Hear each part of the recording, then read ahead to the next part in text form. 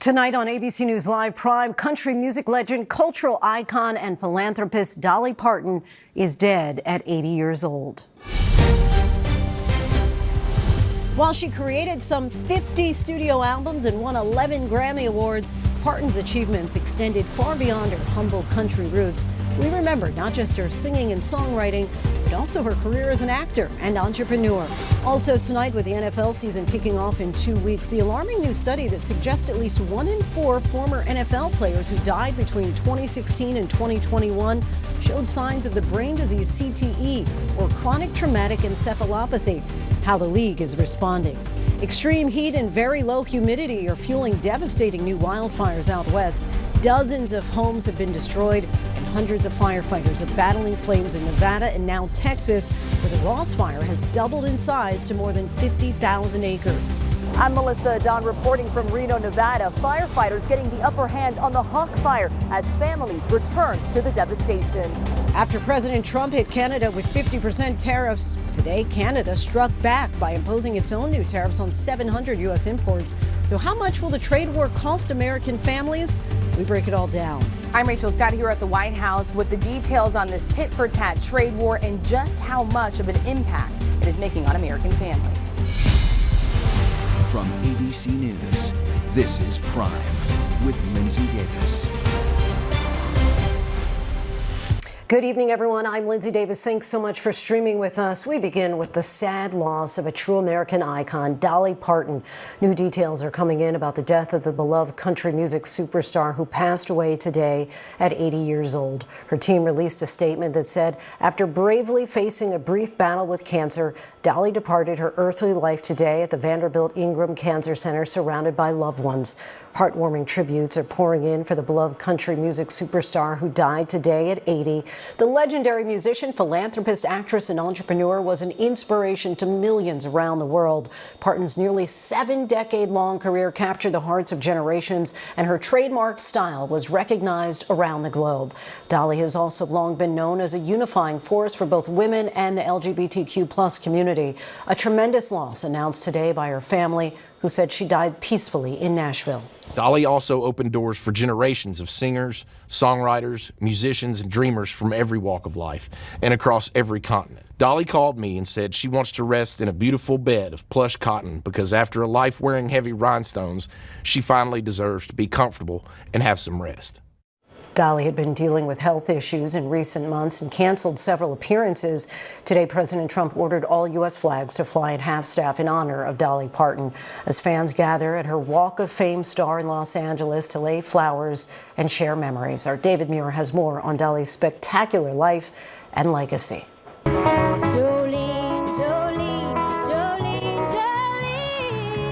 A timeless collection of American classics, Jolene, I Will Always Love You, Here You Come Again, 9 to 5, so many other songs.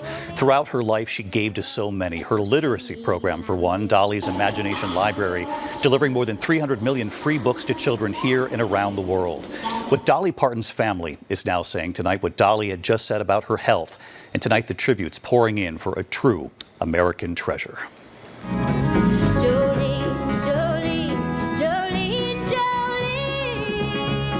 Dolly Parton was an American original.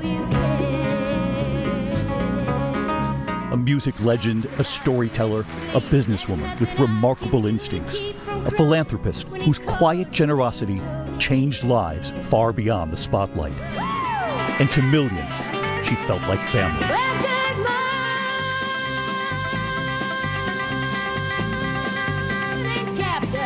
From the mountains of eastern Tennessee to the grandest stages in the world, her journey was unlikely and uniquely her own. Born on January 19, 1946, she grew up in a one-room cabin in the Smoky Mountains of Tennessee. One of 12 children, Dolly Parton would often draw on her childhood in Appalachia. Her father, Robert Lee Parton, a farmer, paid the doctor who delivered her with a bag of oatmeal. They had no electricity, no running water. She would say her childhood was rich in love. Her family sang together often in their one-room cabin. One of her most beloved songs, Coat of Many Colors. My coat of many colors that my mama made for me, made only from rags, but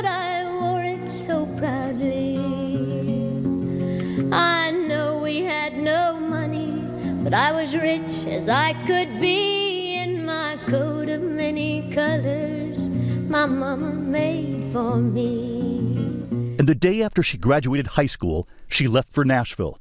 It's where she would meet her husband, Carl Dean, at the laundromat on her first day in Nashville. They were married 59 years. Jolene, Jolene, Jolene, Jolene, please don't take him just because you can. She recorded Jolene in 1973, Dolly writing it in just minutes, inspired, she often said, by a red-haired bank teller who had flirted with her husband. We're holding on, but nothing left. 1 year later, she would write a farewell song to her mentor and business partner, Porter Wagner, when she went out on her own. I Will Always Love You.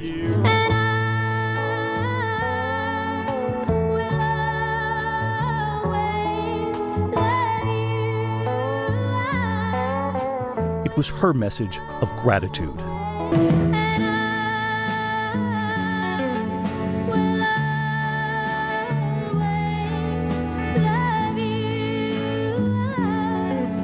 The song going to #1 twice, in 1974, and then again nearly 20 years later in 1992, when Whitney Houston recorded it for the movie The Bodyguard.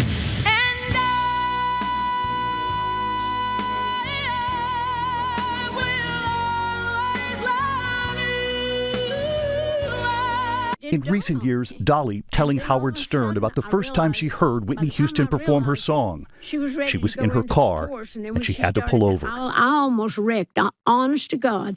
Had to pull over to the side at a Walgreens, there in Brentwood, where the Walgreens is now, and to listen to the rest of it, and it was the most overwhelming sensation, because I couldn't believe my little country sad song, could even be done like that. But to hear it like that, and it was just overwhelming. That was one of the greatest experiences I've ever had in my entire life. In 1980, she was convinced by Jane Fonda to join Jane and Lily Tomlin in 9 to 5.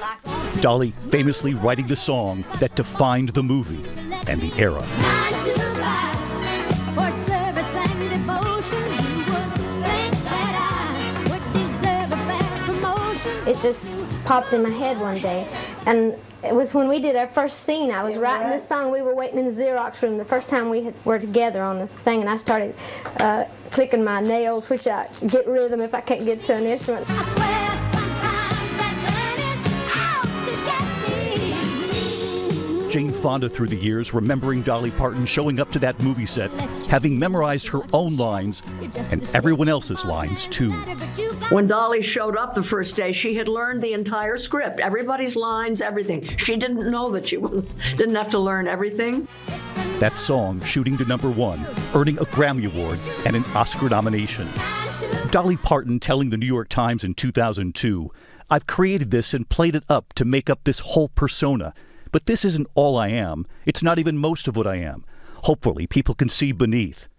And of course, millions around the world did. Drawn to her lyrics, her love for all, her humanity. Her roots, her family, were the foundation for all that she did. But oh, didn't we have such a good life? And the days that I knew then are the happiest I know. Her mom, dad, and brother in 1976. The family still singing. In the pines where the sun never shines. The late 60 Minutes correspondent Morley Safer once showing Dolly an early video of her singing and dancing with her family. She was moved to tears during the interview. That's very touching to me, because Mom and Daddy are both gone now. I haven't seen that in so long. We just pulled at my heart there. Would you like a drink? No, that's okay. Yeah, whiskey? Yeah, some moonshine would be nice about now. Her reach far beyond her music. Along the way, she built a business empire, Dollywood, a tribute to her hometown, bringing jobs and pride to the Smoky Mountains. I have a big dream of being involved in a place in East Tennessee, my hometown, up in Gatlinburg, which is one of the most wonderful places in the world, called Dollywood, USA. Through the decades, Dolly collaborating with so many artists. Her duet with Kenny Rogers, iconic. Islands in the stream, Islands in the Stream in 1982. There would be firsts and new heights her entire career. The Country Music Hall of Fame, and in recent years, inducted into the Rock and Roll Hall of Fame. I figure if I'm going to be in the Rock and Roll Hall of Fame, I'm going to have to earn it. Dolly on stage with a generation of performers inspired by Dolly Parton.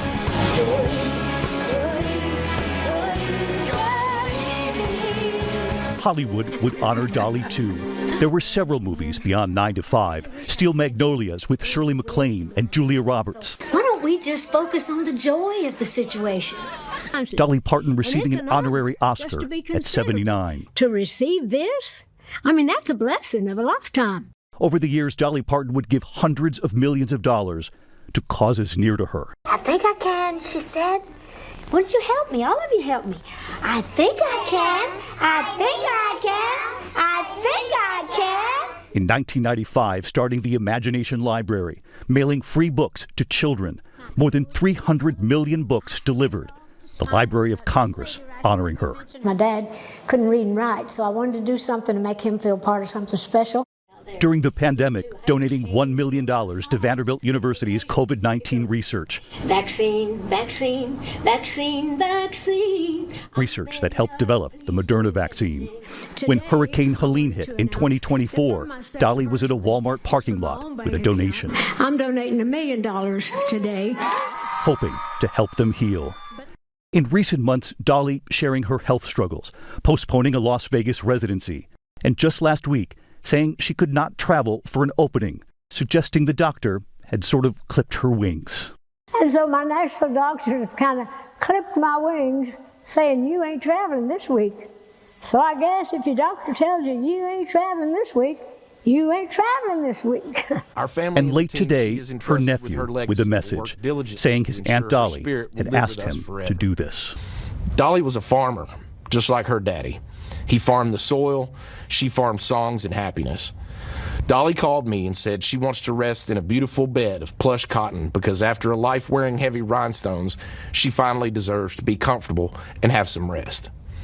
Rest in peace, Aunt Dolly, Aunt Granny, Gigi. May God bless Dolly Parton, and may God bless you all. She will always love you. The song she wrote all those years ago, now a gift to us. Her lyrics, her own words, reflecting how millions of Americans will always feel about her. We'll always love you. What a fitting tribute. Our thanks to David Muir. Dolly's legacy is larger than life, just like she was, and it goes well beyond music. To talk more about the incredible impact she made, we are joined by ABC News contributor Chris Connolly. And Chris, thank you for joining us. Dolly spent years building an empire. How was she able to build a brand that felt so authentic to fans? I think because, Lindsay, I think people all felt like she touched them personally. Like she did reach out to hundreds of millions with her music and her movies and her television appearances, but it was as if she laid a hand on you personally, that you heard her lyrics, you heard her voice, you heard her entertaining you in a way that few other artists ever have been able to connect with an audience that way. She was one of one. I think any two Americans could have had a conversation about how great Dolly Parton is and about who can you possibly say that. She touched people in a unique way. She was, to so many people, a kind of guardian angel, and maybe she'll always be. Yeah, Dolly was known for more than her celebrity. She was an active philanthropist. The Imagination Library could be considered her most lasting legacy. Talk to us about that. Absolutely true, and that was because she grew up in a household where her parents could not read, and so she understood how important literacy was. And her move to give so many books to so many young people transformed their lives and transformed the way we all look at this kind of thing. She was active in trying to make sure that people got the taken care of in the way that they deserve to be. And at every level of her philanthropy, she reached out and did exactly that. Back during the height of COVID, Dolly donated $1 million to Vanderbilt University Medical Center, helping support research connected to Moderna's COVID-19 vaccine. She later publicly received the vaccine and encouraged Americans to get vaccinated themselves. What does that say about the trust people placed in her voice, both as a celebrity and a public figure? Well, you're right. It's just extraordinary on every sort of level. I mean, she touched people as the biggest movie star imaginable, as a person who could be in these huge movies and be so glamorous and make us laugh and entertain. But just like, you know, the rock and roll idea, she was all about 3 chords and the truth. And you put her in a room with a guitar and her pad, and that's where she felt like she was at her absolute best. Telling songs that drew on her past, that addressed people's lives as they live now. They touched them so deeply, and that's why they mourn her tonight. And while Dolly grew to become a global superstar, she never lost touch with her East Tennessee roots. Would you say that her family was the thread that connected all of these endeavors? I think so. I think the deprivation she grew up with, but also the love and the music that strengthened her so much and allowed her to succeed in the world outside. That was what was so key. Sure, she left that life and went on to great stardom, but the ethics that she grew up with, the integrity that she always had as an artist, the authenticity that people responded to on every level, that's what Dolly Parton was all about. Her husband of nearly 60 years, Carl Dean, passed away last year, and Dolly shared so much of herself with the public, but her marriage was something she largely kept private. What does that say about the bond they shared? I think it must have been very deep indeed. Love runs through so many of her songs. Devotion, obviously, she told that wonderful story about Jolene and how she came to write it and stuff, but it was love and how deep it was that ran through so much of her work and what people responded to in her. And her marriage, I'm sure, was a huge part of that. Chris Connolly, we thank you so much for joining us. Thank you. Joining us now is the mayor of Nashville, Freddie O'Connell. Mayor, thank you so much for coming on. Many would say that Dolly and the city of Nashville are synonymous with each other. What sort of reaction are you seeing throughout the city today? Yeah, we've already started to see people putting memorials up at the soon-to-open Songteller Hotel, which she had been working on as an active project in our very vibrant entertainment district downtown. So already kind of seeing some of those public displays of honor and grief. And I will say, I mean, it is a sad day for the city, the state. I mean, she was still very connected to her roots in East Tennessee and then, of course, the world, as she was a beloved figure. Dolly's career was amplified by her deep roots there in Nashville. She made her Grand Ole Opry debut at just 13 years old. What do you think made her impact so unique to the city of Nashville? I think there's so much about her origin story that she held dear. And if you visit Dollywood today, her, the theme park that bears her name out in East Tennessee, you still see evidence of that. And I think part of the point of the Songteller Hotel is to bring a little bit of the history of her story and how her personal story impacted both her songwriting, her storytelling, frankly, her passion for childhood literacy, which is one of the biggest long-term impacts she's had, not just here in Nashville, but I think now across the world. Dolly was an incredible philanthropist. How do you think her legacy will be felt throughout the city of Nashville? It changed us forever for the better. Besides the statewide project here of her Imagination Library from years ago, she more recently helped us launch a program called Begin Bright that is an endowed program where every single child care center in the city of Nashville will soon have a little library full of books from her Imagination Library. And so there is the history of song, her incredible talent as a musician, certainly as an actor as well. But I think her philanthropic impact is the kind of thing where already affecting generations. I mean, we grew up, our daughters have grown up with 120 books, right? 5 years worth of a book a month each from Dolly Parton's Imagination Library. And now every child who is in one of the child care centers in our city will get that same experience. And it's just an extraordinary impact to have that many free books available to kids at young ages as they are starting on their own journeys. Life-changing, and what a legacy in just that aspect alone. Is the city making any plans to honor her? We're working closely. She has a very important foundation that we have worked with now for a couple of years. We're staying very close in touch with the foundation and certainly want to act in accordance with the family's wishes. Obviously, we have been working very closely with her business enterprise on the Songteller Hotel. And so we will make sure that anything we do next is very much in keeping with their wishes. But yes, I think it is fundamentally important that the city continue to actively honor her legacy and just that sense of who she was as a beloved figure. The reason she was so beloved is the magic of story and song, and we certainly want that to be a part of how we exist as Music City USA. Nashville Mayor Freddie O'Connell, we thank you so much for joining us tonight. Good to be with you.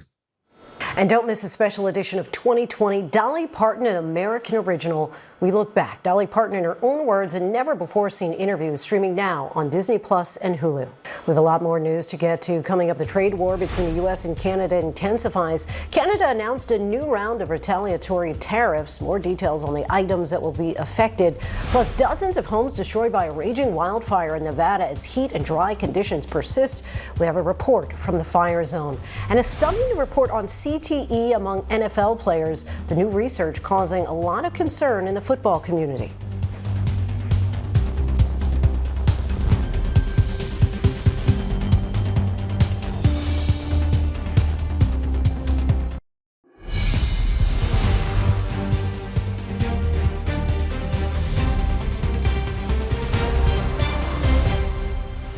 Welcome back. In a stunning court filing, the Department of Justice now says the Trump administration may completely demolish the Kennedy Center if it's not allowed to move forward with renovations. The threat comes amid a legal battle over the fate of the only national memorial to JFK and President Trump's desires to remake and rename the 50-year-old landmark. Jay O'Brien has the details.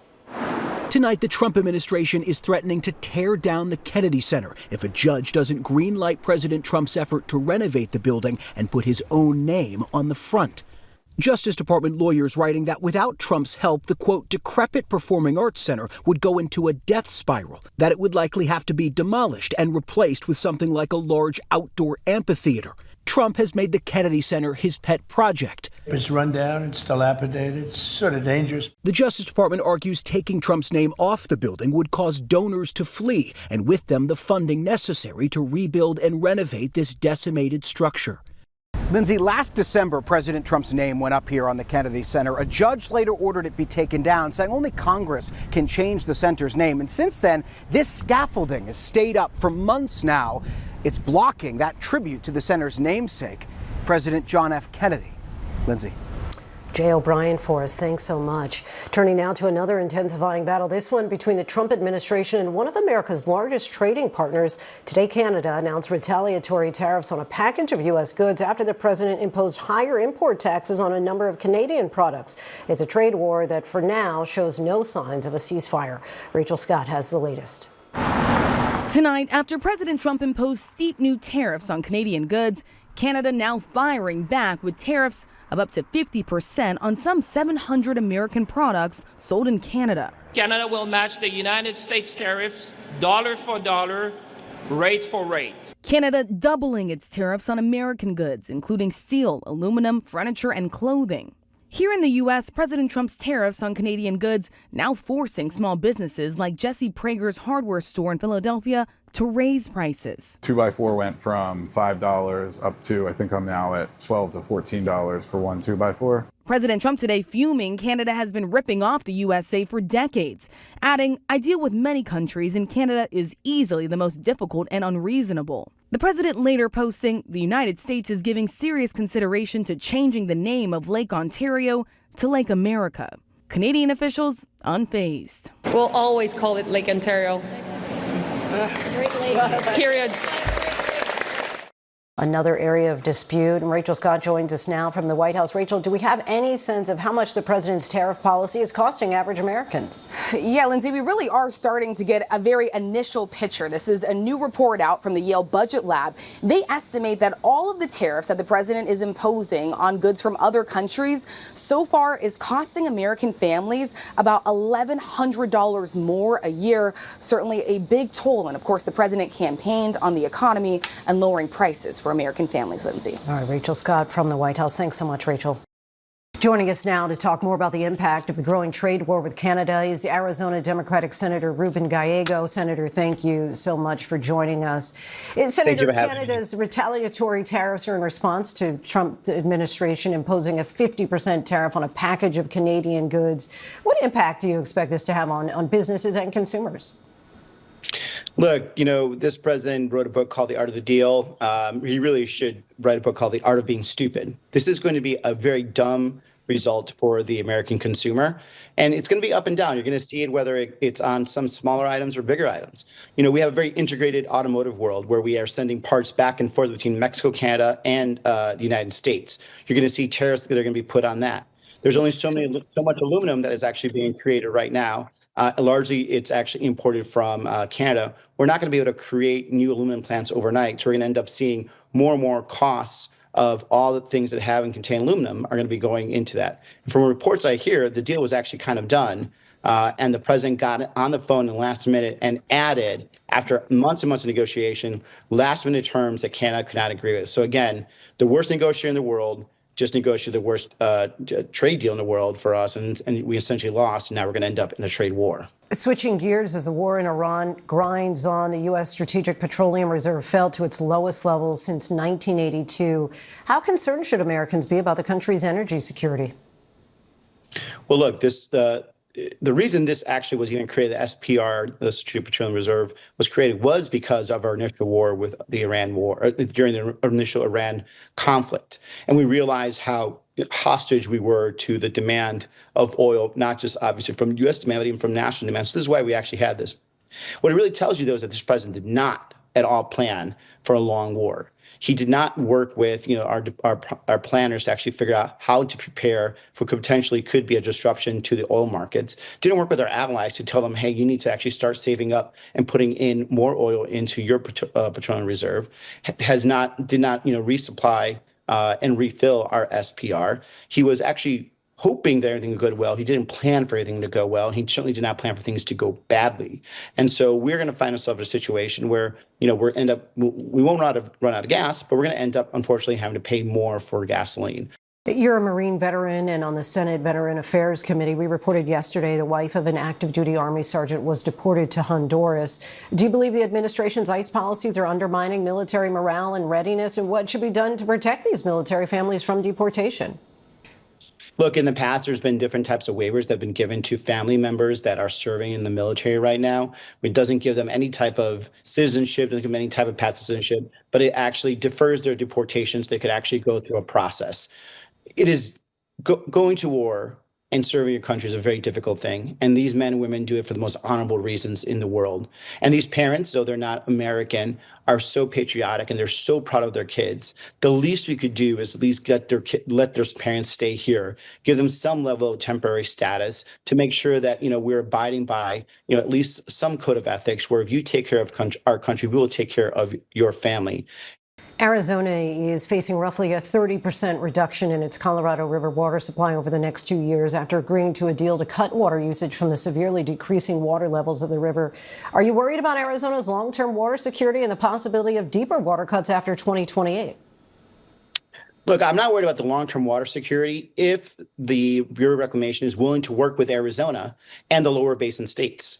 We have done a lot of drastic cuts voluntarily as a state to prepare for this moment. We've been, conserving water. We've been creating water. We've been figuring out how to convert, farmland to housing, which actually takes up less water. We are a very, very smart water state.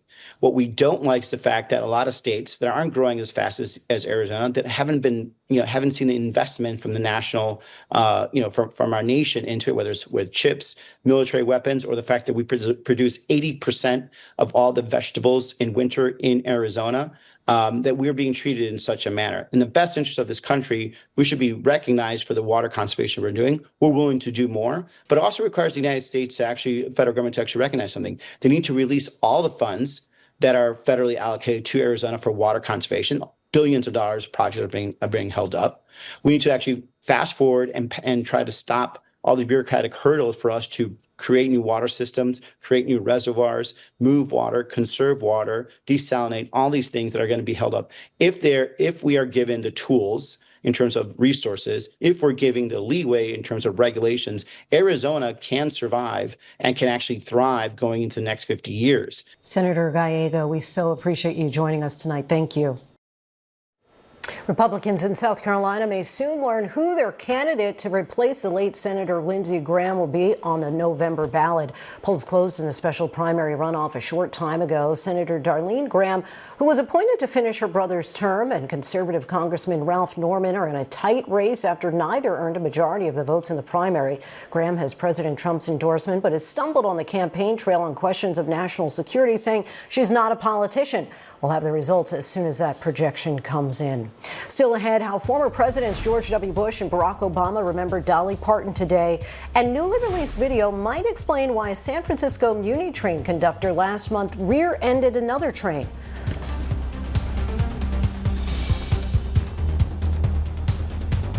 Welcome back to Prime. Here's a look at the stories making headlines right now. We're learning more about the death of country music legend Dolly Parton. Her team released a statement that said, after bravely facing a brief battle with cancer, Dolly departed her earthly life today at the Vanderbilt Ingram Cancer Center, surrounded by loved ones. Tributes are pouring in for Parton. President Obama said it's hard to imagine many people having a bigger impact than Dolly Parton, adding she, quote, helped accelerate the research that led to the Moderna COVID vaccine. What a life. She was 80 years old. A family massacre in Montana. A man killed 8 of his relatives, including 4 children, at home in Billings before taking his own life. Victims ranged in age from a great-grandmother in her 90s to a 7-year-old girl. Police said they responded to the home on Sunday evening and heard gunshots coming from out back just before the house was completely engulfed in flames. Police are investigating. Emergency crews responded to an incident involving a U.S. Army Black Hawk helicopter in Colorado. The helicopter was on the side of a mountain and could be seen heavily damaged with downed trees nearby. According to local officials, 4 people were on board. No injuries were reported.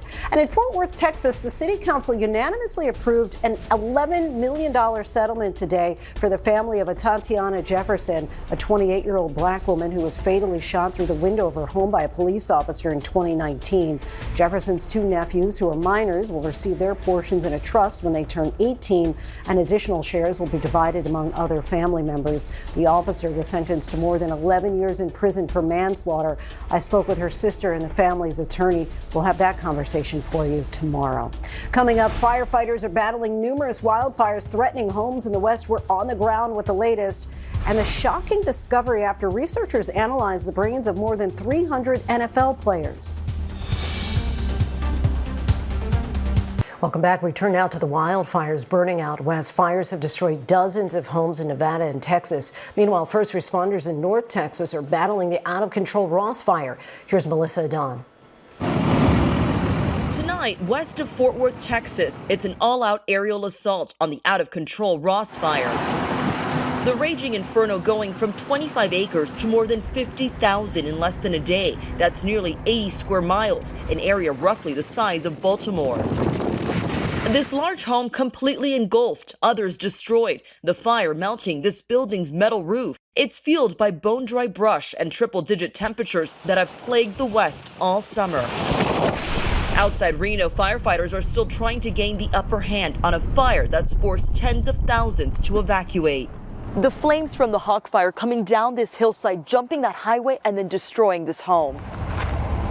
That home, one of at least 47 confirmed destroyed. Lindsay, as evacuations lift, residents in northern Reno are now returning home, and some arriving to scenes like this face a long recovery ahead. Lindsay. All right, Melissa, thank you. Just 2 weeks before the NFL regular season, an alarming new study was released today suggesting at least 1 in 4 former NFL players who died between 2016 and 2021 may have had the degenerative brain disorder CTE. Here's our senior national correspondent, Steve Osinsami. The warning tonight for American football players of every age is coming just as the NFL is on the field, getting ready for preseason games Thursday night. Scientists are estimating that at least 25% of nearly 900 NFL players who died between 2016 and 2021 were sick with CTE, the degenerative brain disease caused by repetitive hits.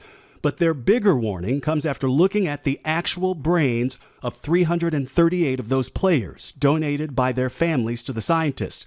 93.2% were positive for CTE. It means that hundreds of current NFL players are at risk for developing this. It means that at least a quarter of any of the players on a given team are at risk for developing this. Responding to this, the NFL says it continually strives to make the game of football safer, including by implementing strategies to reduce concussions and head impacts. Steve Osunsami joins us now. And Steve, we understand the NFL Players Union has also spoken out about this study. What are they saying? The NFL Players Union tonight is saying that this is now a call to action across the entire football ecosystem, including the NFL, college sports, high school, even youth leagues. Lindsay? All right, Steve Osunsami for us. Thanks so much, Steve. For the first time since immigration agents shot and killed Alex Preddy in Minneapolis, his family is speaking out. The January shooting ignited an outcry over aggressive tactics by ICE and a months-long grieving process for Preddy's family. They sat down with Good Morning America co-anchor George Stephanopoulos and described what drove Preddy's compassion for others. You call Alex your hero. I do. Why? Because of who he was as a person. I aspire to be like him. He always stood up for what he believed in. And that's what brought him into the streets, wasn't it? Yes. Yeah. What did he tell you about why he was protesting? He wasn't really protesting. I mean, and that's one thing we want to be clear. The day he was murdered, he was not at a protest. He was an observer. Yeah. And that's why he had his phone. The Department of Justice opened a federal civil rights investigation into the shooting, but the family's attorney tells ABC they're unaware of the status of that investigation. The Department of Justice opened a federal civil rights investigation into the shooting, but the family's attorney tells ABC they're unaware of the status of that investigation. Coming up, helping teens ride more safely, the new safety feature rollout coming for Uber.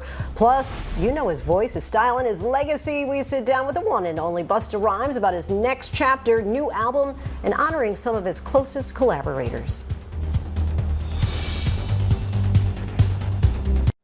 Newly released video reveals the moments before a commuter train crash in San Francisco. An Army veteran makes a life-saving rescue, and an iconic TV series gets a well-deserved honor. These stories and more in tonight's Rundown. Newly released video appears to show a San Francisco train operator asleep just before a collision.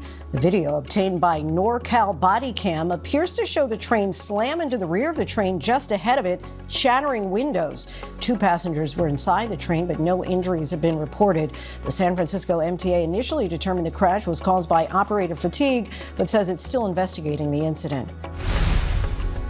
The patient's going to be a shark bite victim. A Good Samaritan is sharing the frightening moments of a 43-year-old man bitten in the leg by a shark while swimming in the waters off Key West, Florida. I heard the boat next to us holler for help, and it sounded serious. Christopher Green, a retired Army veteran and registered nurse, was out boating with friends near Boca Grande Key Sunday afternoon. Christopher, along with another nurse, applied a tourniquet from a first aid kit he had on his boat, and with the help of the Coast Guard, they raced back to shore where he was airlifted to a nearby hospital.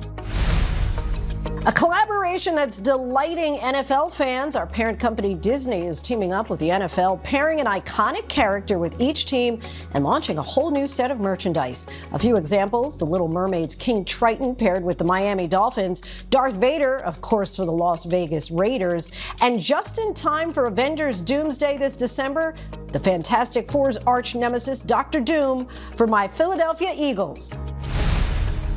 Where is Lucy? Lucy? TV classic I Love Lucy will make Emmy history 75 years since its creation. Today, the Television Academy announced the show will be the first recipient of the newly created Legacy Award. The award recognizes a television program that has made a profound generational impact on audiences and remains relevant to society, culture, and the television industry today. A new safety feature is being added to Uber for worried parents. Starting today, they'll now be able to track their teens' rides and live stream it as well. Parents who book rides for their teens aged 13 through 17 will now receive a push notification that video is available. The driver and the teen will be notified that a guardian is tuning in, and the video will be filmed from the driver's phone.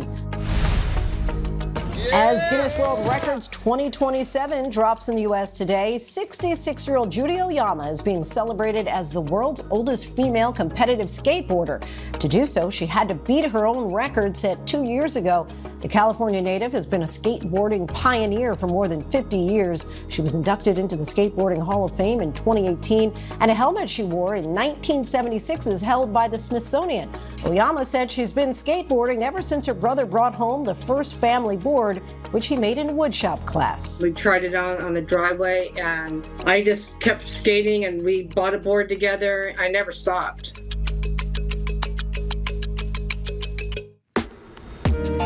Now to tonight's Prime Playlist Shuffle, where we sit down with the artists who are transforming the music industry. From leader of the new school to his breakout solo career, hip-hop icon Busta Rhymes is known as one of the most highly animated, idiosyncratic forces of rap's golden era. His career has spanned decades, from fashion to film, to being ranked one of the greatest rappers of all time. And now it's time for another chapter. Busta is out now with his latest album, Diligence II, featuring the single This Woman. Let's take a listen. Mommy so amazing, probably we could plan ahead a little. I see an illuminated future, like walking a red carpet, let the camera flash and shoot you. Busta, what it is right now. How you doing, sir? I'm great. How are you? So good to have you here. Welcome to the show. So it's been 19 years since you first released your Diligence mixtape, 2007. Yeah. What made you decide you're going to release Diligence 2 now?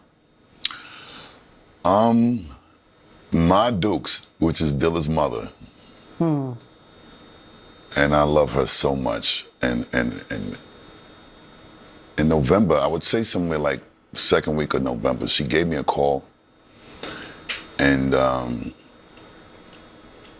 as she was preparing for the 20-year anniversary of J Dilla's transition, which is this year, she said that, you know, she would like for me to participate in celebrating this 20-year transition of her son. My favorite way of honoring J Dilla is through the music, you know, and he left me with a lot of music, like almost 300 different tracks that he just would give me throughout the years. The different artists that ended up participating on the album, they kind of felt like not only was it an honor to be a part of it, but they wanted to make sure that they contributed some kind of way to Dilla's legacy.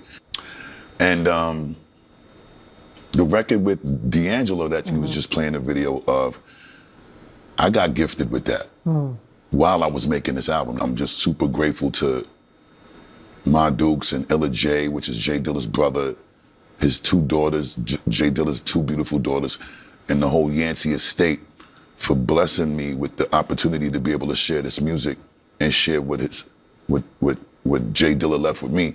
And I want to thank the Archer family and the entire D'Angelo estate as well, because obviously ain't nothing moving unless they greenlight that. You mentioned some of the collaborators who work on this with you, among them Lil Wayne, John Batiste. Yes. What's it like to work with so many different people across a diverse range of artists? Number one, collaborating for me is always like a super honor and privilege, because I love to be able to work with artists, especially ones that inspire me, keep my blade sharp. It's just an amazing time to be able to continue to rock and move and shake with artists that inspire you and that's doing their thing on their own today. We've been talking about Dolly Parton's passing today, her legacy. Yeah. Do you ever think, you're a young man, but do you ever think about your own legacy? I think about that all the time. I don't think about my legacy though after transitioning. I think about my legacy and how I'm gonna continue to shape it while I'm here, because I still got a lot of work left to do. And, you know, I wanna make sure that when it is that time, no time soon, that I left and did something that will not end even after my transition. I need this to continue. You know, I love what the estate did with Pac's legacy. I love what the estate did with Biggie's legacy. And I'm gonna definitely make sure that things are situated in a way so that my family and estate will be doing the right thing with mine. Busta Rhymes, such a pleasure to have you on the show. Thank you so much. Appreciate you. Diligence 2 is available now wherever you get your music. Finally tonight, as we continue to remember the incredible impact of Dolly Parton, I had the honor of interviewing Dolly Parton back in April of 2023. We talked about how she first discovered her talent, to how she would want to be remembered. Take a listen. How did you find out that you had that special spark, that you had that talent? Well, I'm from a family of music. All my mom's people are very musical. They play different instruments and they all sing. We grew up singing in the church too. I could write songs and I'd get a lot of attention, you know, with doing that. I found out early I wanted the attention, so that was a good way of doing it. So it just grew from there. I was gathering flowers at the foot of a hill. I was playing guitar, learned to play at 7, and so I'd write some serious songs after that. I always say my songs are like my children, and I expect them to support me when I'm old. That's my joke, but it's the truth, and they have, and they're doing a pretty good job of it. You ever think about what you'd want your legacy to be? There's a lot of wonderful things that's happened to me. I think one of the things I'm proudest of is the Imagination Library. But of course, I'm a writer and a singer, and I'm in both Songwriter Hall of Fame, you know, the big one, the country music, and the other one up there with the big guys. I'm just trying to leave as much stuff. I just want to see how much I can do in a lifetime. And I've been blessed, and I've been lucky, and I don't take any of that for granted, but I just want it to be remembered well. She will be remembered well. And that is our show for this hour. I'm Lindsay Davis. Be sure to stay tuned to ABC News Live for more context and analysis of the day's top stories. Thanks so much for streaming with us. Have a great night.